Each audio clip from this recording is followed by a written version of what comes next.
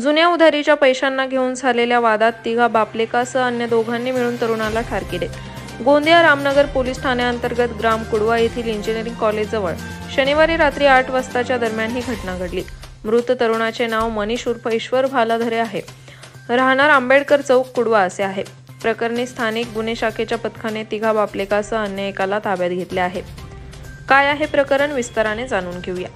गोंदिया नगर पोलिसांकडून माहिती देण्यात आली की तक्रारदार प्रवीण उर्फ लक्की राजकुमार मेश्राम राहणार आंबेडकर चौक वॉर्ड क्रमांक 3 कुडवा, मनीष भालाधरे आणि राहुल बेरेले हे तिघे शनिवारी दिनांक 6 रात्री 8 वाजता दरम्यान इंजिनिअरिंग कॉलेज समोर सिगारेट पिण्याकरता संतोष रामेश्वर मानकर यांच्या लकी रेस्टॉरंटमध्ये गेले होते। तेथे त्यांचा मित्र प्रवेश मेश्राम याच्या जुन्या उधारीच्या पैशावरून वाद झाला असता संतोष मानकर याने प्रवीण मेश्राम, मनीष भालाधरे आणि राहुल बरेले यांच्यासोबत भांडण आणि शिवीगाळ केली। तसेच मिरची पावडर मनीष भालाधरे यांच्या डोळ्यात फेकून संतोष मानकर, लकी उर्फ लोकेश, पवन संतोष जॉर्डन उर्फ मोहित शेंडे आणि विधी संघर्षग्रस्त बालक सर्व राहणार कुडवा यांनी लोखंडी रॉड, कुऱ्हाड, कोयता इत्यादी घातक हत्यारांनी वार करून मनीष भालाधरे याला ठार केले।